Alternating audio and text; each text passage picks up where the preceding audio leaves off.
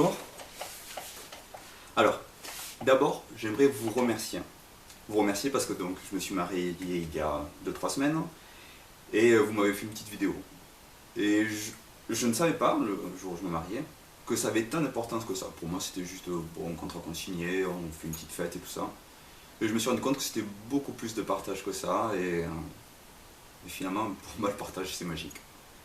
Donc j'aimerais vous remercier, déjà verbalement. Ensuite, à l'occasion, j'espère vous le dire de face à face et savoir comment vous allez.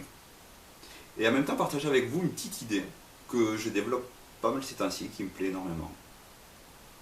Alors, une présentation possible pourrait être ça. Par exemple, pour le mariage, quelque chose de magique. On a 1 plus 1, ça fait 3. Le couple crée un nous, une entité nouvelle, amoureuse. Le mentaliste dirait, par exemple, le 3 de cœur, cette troisième personne, ce nouveau couple.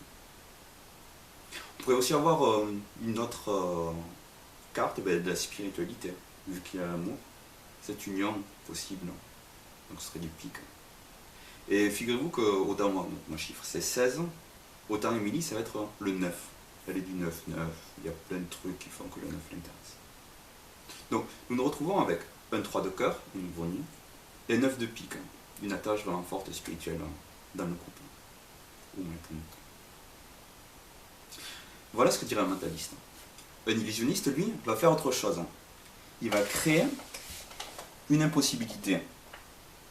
Quelque chose qui visuellement ne peut exister. Par exemple ceci.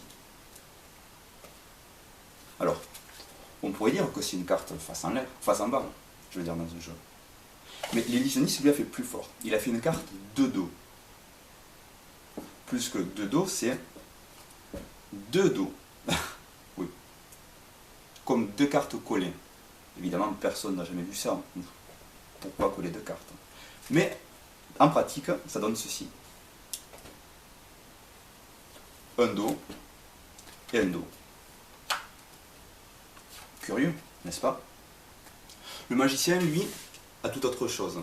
Il sait que la magie existe et que même si les choses peuvent paraître impossibles, toujours une éventualité est possible, toujours quelque chose peut être vécu.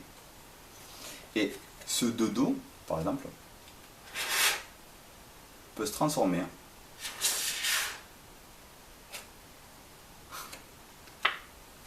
en 3 de cœur et 9 de pique. Les 2 cartes du couple. Bon, voilà une idée très personnelle pour le coup, parce que ça représente mon couple, le mariage et autres. Mais je travaille beaucoup cet effet avec 2 cartes pensées par un spectateur. Et donc, le spectateur pense à n'importe quelle carte. Grâce à un chapelet, je connais la carte suivante. Du coup, c'est un travail combiné de Peter Dling, où dans le premier effet de In Order to Rise, il explique un principe de sandwich. Et l'idée m'a plu dans le sens où le spectateur ne pense pas forcément à un jeu mémorisé, surtout quand il ne s'agit pas de mémoire ou autre.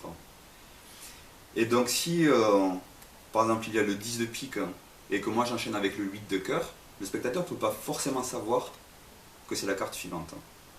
Et si le premier spectateur me dit 8 de pique, et que j'arrive à convaincre que c'est le second spectateur qui a dit le 8 de cœur, je vais avoir toutes les facilités pour plus tard changer ma double contre ces 2 cartes. Et là, c'est beaucoup d'Ortiz qui m'a aidé dans ce culot, cette nonchalance pour convaincre 8 de cœur, par exemple, et le 10 de pique. Oui. Ça aurait pu être n'importe quoi. Hein. Bon, enfin, vous connaissez son travail. Eh bien, encore une fois, merci pour vos mots.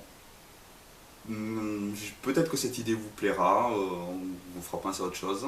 Moi, c'est vraiment 2 travaux différents qui m'ont fait penser à ça. Et j'espère à très vite. Allez, bye!